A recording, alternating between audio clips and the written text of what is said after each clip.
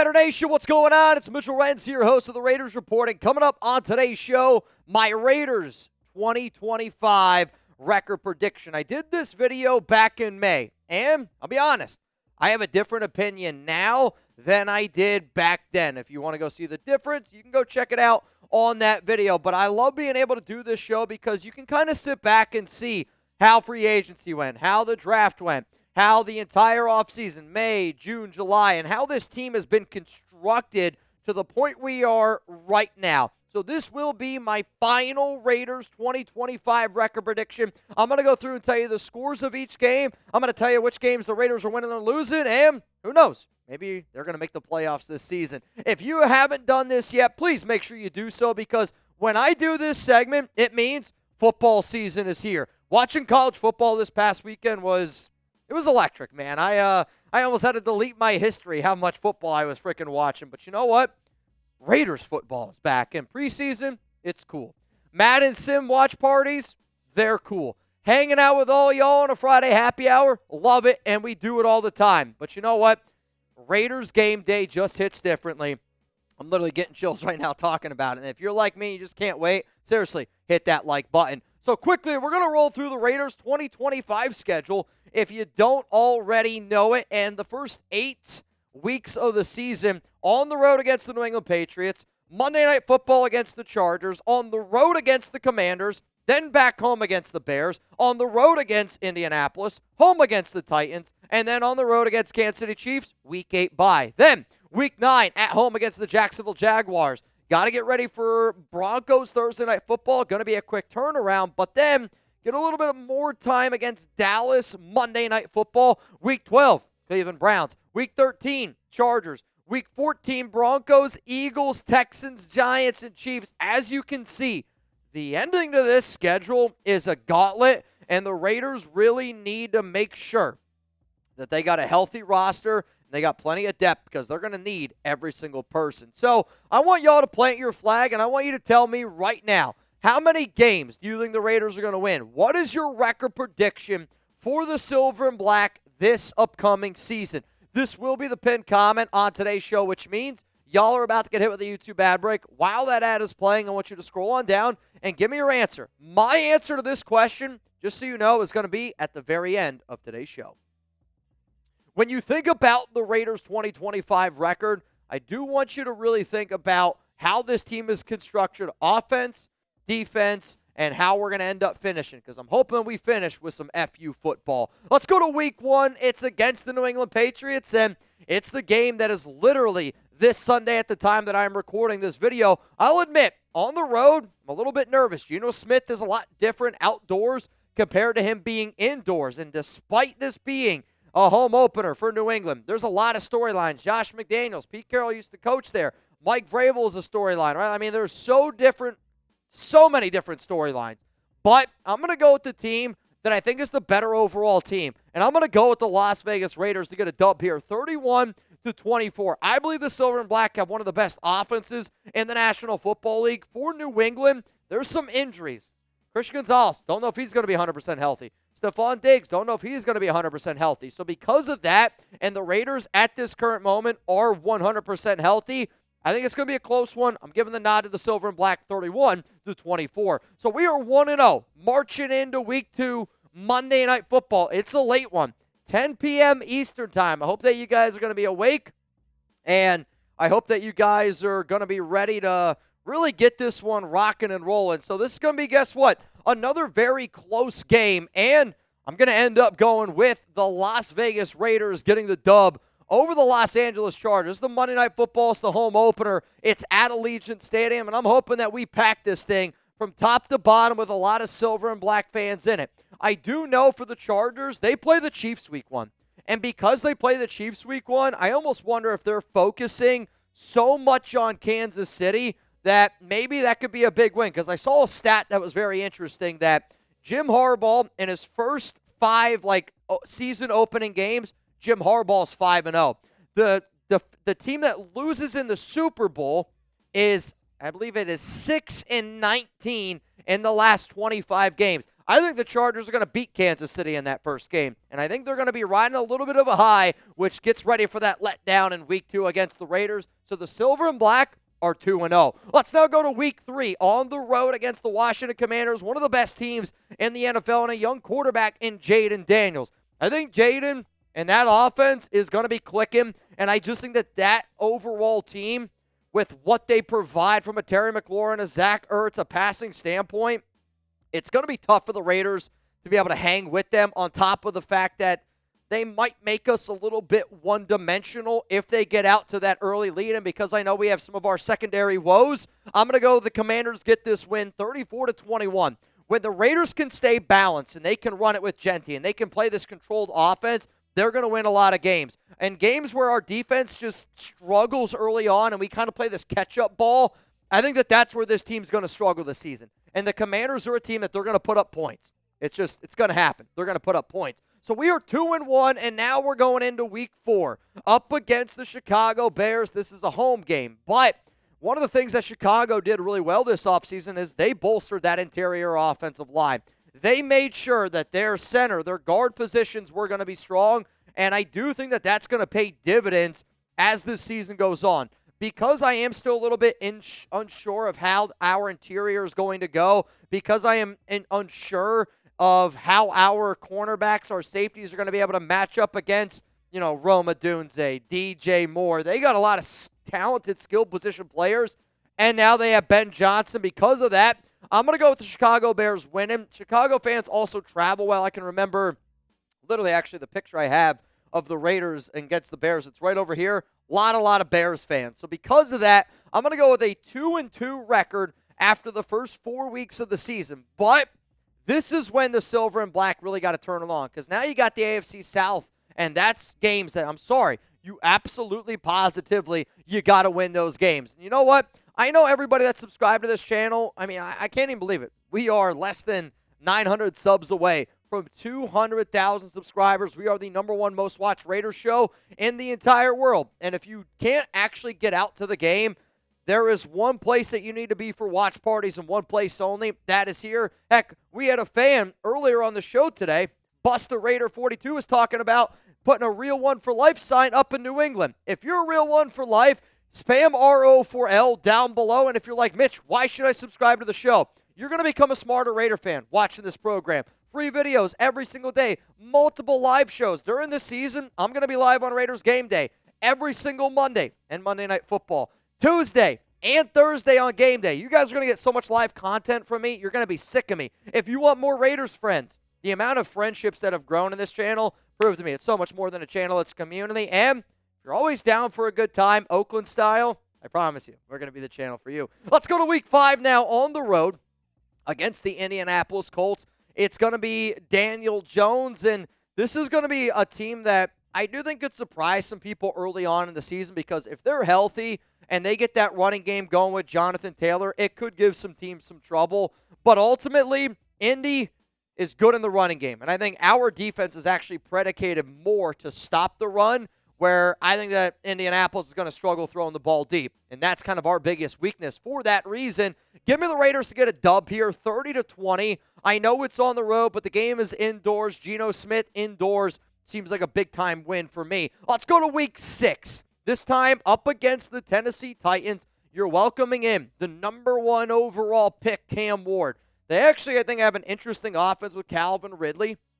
An interesting backfield as well with Tony Pollard. Their defense led by Jeffrey Simmons. He's an absolute flipping monster. L'Jarius Sneed did struggle last season. Maybe he's able to bounce back. But Dave Ziegler's down there, and Ziegler knows this Raiders team still from, some of the overlap that we had. With that being said, though, I'm not losing to the Tennessee Titans at home. Give me the Raiders to win this one 31-23, and you're going to notice a lot of high-scoring games. I expect the Raiders to be one of the highest-scoring teams in the NFL, because if they stop putting that foot to the gas pedal, I'm worried that the other team's going to get some life. The momentum's going to go back on the other team's side, and then that's where we're going to get into some trouble. If you're the Raiders, foot to gas the entire game, because you don't know when your defense could give up a deep play. And the Raiders are going to be one of the worst teams in the NFL giving up deep plays this season. Let's go to Week 7. On the road in Arrowhead against Kansas City.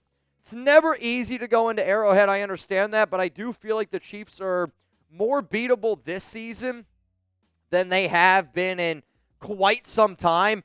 Despite me saying that, I still think that Patrick Mahomes is the best quarterback on the planet. You got Andy Reid. They have a few different skill position players, and it's the first week back for Rashee Rice, which is going to be really difficult for the Raiders because they're going to have a whole new offense, and they're going to be able to develop a whole new offense around him, which it's just going to be tough for the Raiders to slow that down, and they're going to probably be a little bit of that guinea pig. So because of that, I got the Chiefs winning that Week 7 matchup 38-28, dropping the Raiders down to 4-3. Week 8 bye, I like this bye a lot. It lets the Raiders kind of regroup. The NFL trade deadline is in a few weeks, so because of that, you get healthy. You can regroup. You can kind of figure out, hey, are we trading for anybody? Are we going to sit back? Is anybody going to come trade for our guys? But at 4-3, I expect the Raiders to be aggressive. At 4-3, I expect them to go out and try to get somebody to help them win.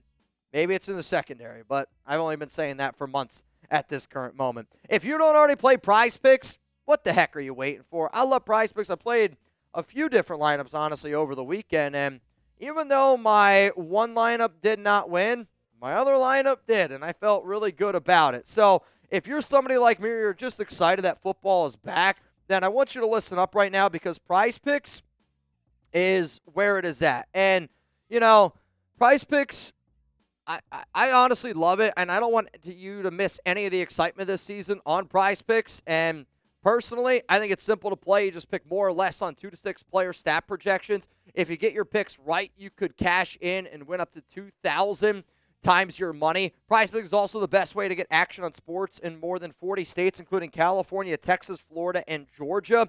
PrizePicks invented the flex play, which you will actually see from me here in just a moment, which means you can still cash out if your lineup isn't perfect. You can double your money even if one of your picks doesn't hit. So here's a lineup that I have constructed for the Raiders' Week 1 game against the Patriots, and you'll notice it's all more. Ashton Genty, touchdown, more. Geno Smith, 14.5 fantasy points, more.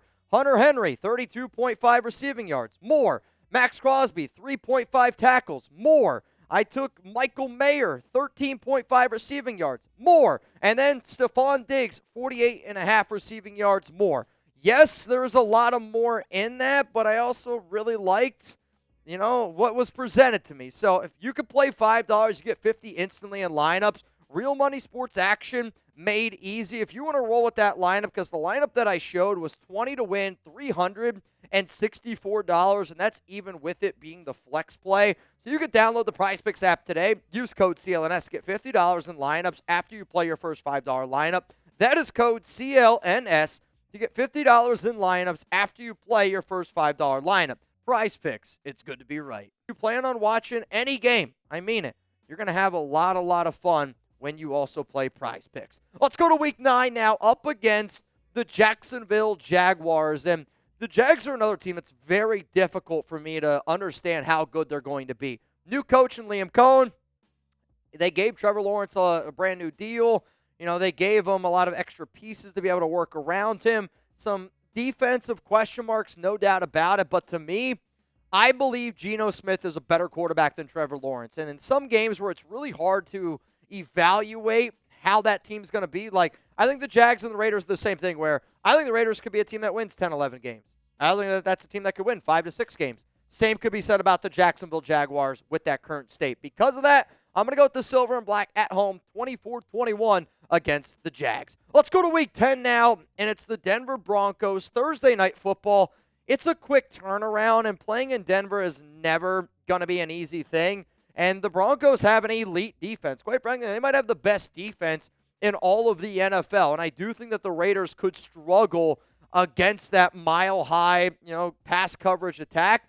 From a defensive standpoint, Bo Nix doesn't scare me. You guys know that. But at the same time, they're going to play conservative football. And because it is such a quick turnaround, I think that benefits the team that has been together a little bit longer. And I think quick turnarounds also benefit the defense more than they benefit the offense. So because of that, it kills me to say it, but I'm going to go Broncos get the win 23-17 on Thursday Night Football, which now means the Raiders have a long time to get prepared for the Dallas Cowboys. It is important to note that the Cowboys, they actually had, I believe it's a Week 10 bye, so they get even longer. They get an extra 3 days to get ready for the Raiders on Monday Night Football, and I don't have any expert analysis on this one. I will say this, if you're playing a fantasy football, I think the Dallas Cowboys could be like the NFC version of what the Bengals were last season, a team that's going to put up a ton of points but defensively is not very good, and I think that this game is going to be a shootout on Monday Night Football at Allegiant Stadium, and I think it's going to be fireworks. Hell, I think this one could go into overtime, but I'm taking the Raiders 42-35. I'm not letting my wife's team beat my favorite team. I'm not letting Jeremy's wife's team beat the Las Vegas Raiders. So give me 6-4. That's where we're going to be heading in to Week 12 against the Cleveland Browns. And, the biggest question is going to be, is Shedeur Sanders going to be playing in this game? Who's going to be the quarterback? Is it going to be Dylan Gabriel? Is it going to be Joe Flacco? Obviously, they have Myles Garrett, one of the best in the biz, but to me, the Browns are a bottom 3 team in the NFL. And maybe they get it figured out a little bit, but just from an overall talent perspective, I don't see it. This is also after the NFL trade deadline, so I could already see Cleveland probably shipping out a few other key players that they have. For that reason, give me the Raiders to win this game 31-17. The Raiders would be at this point 7-4 on the season. When you're 7-4, the expectation is to make the playoffs. The problem is how difficult this schedule gets as we continue to move forward. Let's now go to Week 13. You're on the road against the Chargers, and typically road games against the Chargers are home games for the Raiders, just how it goes with, SoFi gets crowded. It's cheaper to go to a Chargers game than it is Allegiant Stadium, and because the Allegiant Stadium game is Monday Night Football, I do wonder if more Raider fans will go to that game, which maybe means that less fans will go to this one. No matter what, when it comes to the Chargers and Broncos this season, I think it's a coin flip. And because I went Raiders Week 2, I'm going to go Chargers are going to get the dub here 28-27. And I just respect Jim Harbaugh a lot. And I think it's hard not to respect what Harbaugh has been able to do and what Harbaugh brings to the table. He is a phenomenal, phenomenal head coach, and he's going to be able to make adjustments. But for us to be able to split with a playoff caliber team, I think that's a win. 7-5 as it stands right now, getting ready to go into Week 14. If you don't already follow me on social media, I'm at MitchellRens365, literally everywhere. Instagram, Twitter, Venmo, to stay up to date on all things going on around the Silver and Black news-wise. If you follow me, obviously, on here on YouTube, I appreciate it. But Instagram and Twitter is how you can also get to know me a little bit better. Like, I don't know, I was posting videos of Chuck and I over the weekend. He was swimming in the pool like a good boy. If you want to get in our duck races and have an opportunity to win thousands of dollars this season, add me as a friend at MitchellRens365. Let's go to Week 14 now, up against the Denver Donkeys. And I'm not going to have the Raiders lose to the Broncos twice. Though there is a concern that Denver is going to be a difficult matchup for the Raiders because of how solid that secondary is and because I do believe the Raiders are going to be a team that needs to score points. But Denver's offense doesn't concern me. And Bo Nix is going into year 2. The reports around Bo haven't been very good. That offensive line was stellar last season, and I don't know if the offensive line is going to be as good as what it was last season. On top of that, the sophomore slump is a real thing. Teams get more tape on you. Teams get to evaluate, and when you look at the next-gen stats, Bo Nix was much closer to being a bottom 5 to 10 NFL starter than what his stats suggest. So because of that, I think Bo's going to be struggling a little bit this season. Raiders improved to 8-5 on the season. Let's go to Week 15 against the Philadelphia Eagles. This is the game that I have credited as being the most difficult game on the Raiders schedule. It's in December. It's in Philadelphia. You just played back-to-back division rival games. I mean, it's going to be a gauntlet. And because of that, I think Philly's going to be a physical football team if they stay healthy. Give me the Birds to win 38-24.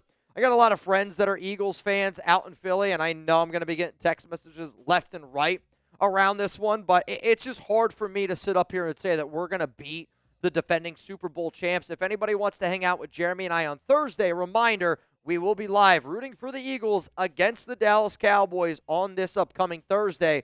But for this game,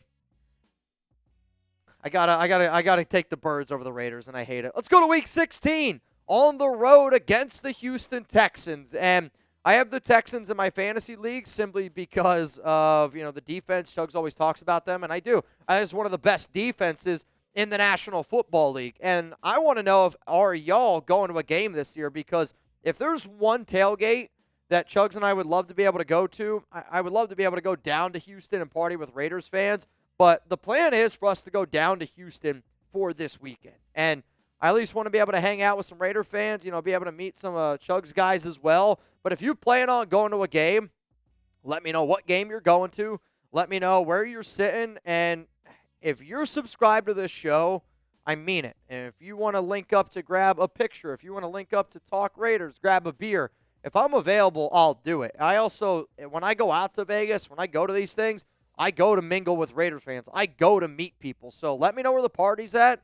I'll pull up, and who knows, maybe I can get some more people there. So let's go to Week 16 on the road against the Houston Texans. And this is a tough football game, right? And I think C.J. Stroud is going to be due for a bounce-back year. I think Houston's wide receiver core is one of the more deeper wide receiver units in the league. Will Joe Mixon be healthy?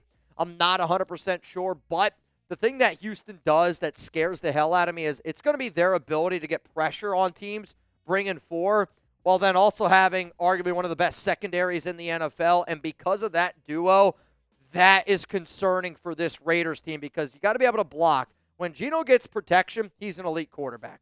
When Geno gets pressured, obviously he looks like most quarterbacks look, flustered. But I'm going to give this nod to Houston. I think the Texans are the best team in the AFC South. 28-21 is the score I'm going to go with. Let's go to Week 17, up against the New York Giants. And this game could very much be a Jackson Dart game. He was listed as the quarterback number 2. Whether it's Jackson Dart, whether it's Russell Wilson, I just believe that the Raiders are the better football team. The New York Giants have a top 5 defense, and I'll stand on that because I think they might have the best front in all of the NFL. And I do think that this will be a football game that is much more lower scoring than what people realize. And I think it's going to be a game that the Raiders really rely on Ashton Genty to take some of that pressure off of Geno Smith. Though we don't have a time yet on this one, I'm still going to go with the Raiders to get the dub Week 17 at home, 20-17, improving their record to 9-7, which means Week 18, Kansas City Chiefs. This is how it's going to wrap up. And, I don't know how the rest of the AFC West is going to look. I anticipate the Chiefs are going to be the favorite to win the division. I do think that the Raiders are in that competition to be the second best team overall. Chargers, Broncos, my vote is the Broncos are the worst team in this division. That's, again, based on quarterback play. They might have the best defense overall, but you got to be able to compete from a quarterback standpoint, and Bo Nix is down here where Geno, Herbert, and Mahomes are a little bit higher up there on that tier overall. You might get mad at me, you might not, but because the Raiders have failed to adjust this secondary at all, I'm not going to have them beat Kansas City. And in the offseason, I had the Raiders finishing 10-7. To me, I was hopeful when the Raiders back in May, when I saw this team the way that it was looking, I was hopeful that they would make some additions to cornerback, make some additions to that secondary. They really haven't done it, and because of that, that's going to be a glaring issue. And if it's a glaring issue to me, I know that Andy Reid and Patrick Mahomes already know about it, and I know they're going to do everything in their power to exploit it. Now, if we could score more than 31, sure, but that's going to be a really tough thing to do against the Kansas City defense that has played us well throughout the history of Andy Reid. It's just a simple fact. So, my Raiders prediction, the Silver and Black are going 9-8. And quite frankly, I think the Raiders might be the most difficult team in the NFL to do this for because, again, you could talk about why they could win 5, 6, 7, 8, 9, 10, 11 games. I think that there is that much of a difference. We got to stay healthy. We got to be motivated. Here's what I do know. We improved at quarterback. We improved at head coach. Those are 2 big-time improvements, and winning 9 games for a team that won 4 last season, and 4 was generous, is a huge improvement and is a step in the right direction to get us back to winning those Lombardis. We might not win it this season, but we're at least moving in the right direction. I think that record down there shows that.